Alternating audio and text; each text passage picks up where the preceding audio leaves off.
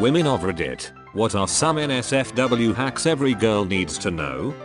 Don't fake orgasms. You're reinforcing bad behavior. Make sure he/she learns what you need so he/she can make you goop like a pro. Thank you.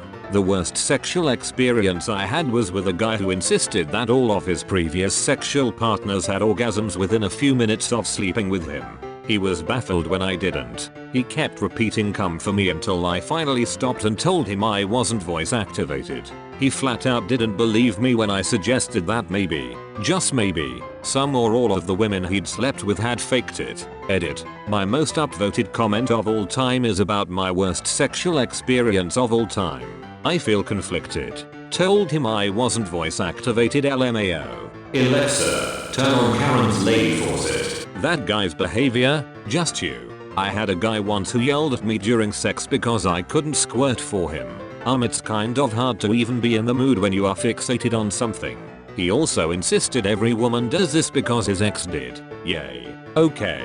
WTF. I just pictured him shaking you like a faulty fire hose. Even when you're not close to the orgasm part, make sure the directions you give are accurate. He can't tell how any particular act feels for you, so you have to make it clear when something feels good and when it doesn't. Exaggerated moaning can help. Also, just because your partner is a woman doesn't mean she knows exactly how you feel, either. Her body might not work quite the same way, so you have to spell things out for her as if she were a man. The flip side to this is, guys, please don't throw a fit when women tell you that you didn't make them orgasm. Ugh. An ex used to get disgustingly abusive if I didn't get off. Apparently it was some affront to his manhood and offensive or what the frig ever in his dumb butthole brain.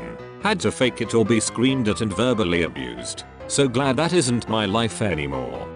If you need a first trimester abortion, but don't have access to a medical professional willing to help you, this company will mail you the abortion pill. aidaccess.org. I'm a doctor who performs abortions. I'm also a mod of r/abortion and r/pro-choice. Aid Access is great. Plankpills.org does anonymous shopping tests and rated them highly. They'll also have answers to your questions like how much legal trouble can I get into with this? They do have a shipping time of 8-14 days. There are some risks associated with self-managing an abortion instead of going through a clinic. These risks are knowable and manageable, like the risk that you've underestimated your gestational age, or have an incomplete abortion that goes undiagnosed. Read through their website carefully. Also remember that there's a lot of help out there to get you to a clinic or to help you pay for a clinic, especially if you're below the federal poverty line. There was a comment on the men's thread about washing out goop stains with cold water. Same goes for period stains. Blood clots at over 42 degrees Celsius temperatures, so rinse with cold water. It may be more common knowledge on Reddit, but a couple of my IRL friends actually had no clue when it came up in conversation once. Edit. Fantastic replies. Let's just sum this up real quick. Your own spit contains agents that dissolve your own blood. Thanks. Seems to work on dry stains too. Shampoo. This should have been an obvious one since almost all shampoos contain SDS, sodium dodecyl sulfate, which is an anionic detergent that is also used in biochemistry to denature proteins. Will probably not work if you use shampoos specifically for curly hair since they should be SDS free, but you'll know since they're a pain in the ass to find in store. Meat tenderizer also contains proteases. Apparently toothpaste does the job too, and dish soap also contains proteases to break down food residue, so probably a good pick. People have mentioned hydrogen peroxide, which is a bleaching agent. Period panties. I prefer black over red, but it's generally sensible to avoid wearing your favorite fancy underpants on a heavy flow day. Duh. Due to popular demand. Salt. Table salt. Saline solution. Gentle. Cheap. You've got it at home. You can loosen a stubborn poop by sticking your fingers into your vagina and massaging towards the rear. Hello from the other side. Man here, and I'm low-key jealous. Don't let low confidence stop you from riding a willy. Crap feels great and the guy will love it. If he dies, he dies. Death by snow. Snow. The spirit is willing but the flesh is spongy and bruised. Or riding a mustache. He's grown. He will find a way to breathe. I am assuming this is common knowledge, but orgasms are the best treatment for PMS. They also clear up a congested nose for long enough to fall asleep. I find that they help with headaches. 2. Best thing for attention headache. Orgasm followed by hot shower. It's heaven. You can get toxic shock syndrome from pads, not just tampons. It happened to me. If you are on your period or just recently finished and you have a persistent headache, fever, and / or vomiting, go to the ear. You can also get TSS from menstrual cups, though it is rarer than with tampons. If you've got super sensitive skin like me, then shaving down below is an absolute nightmare. Getting a decent trimmer, exfoliating acne wash, and calamine lotion changes everything. I also started using a safety razor one.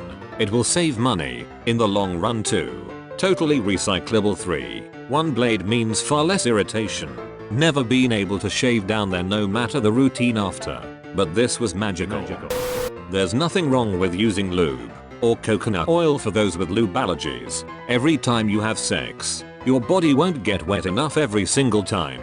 Even if you're feeling horny and ready to go, lube reduces risk of soft tissue damage down there. Use liberally and as often as needed. This goes doubly so for shower sex where water washes away any natural lubrication.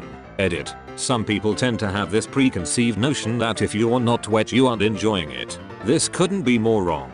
Things that can affect your natural lubrication include birth control, antidepressants, long-term acne treatments, most medications with a side effect of dry mouth and eyes, genetics, diet, concurrent illnesses, congenital physiology, etc.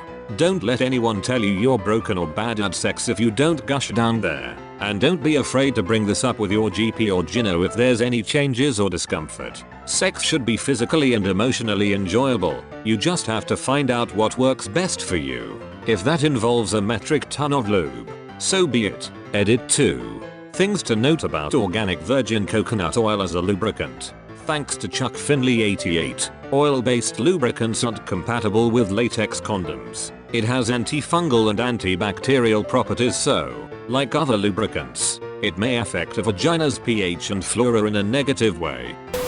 Thank you for watching. If you want to support me, check out my Patreon through the link in the description.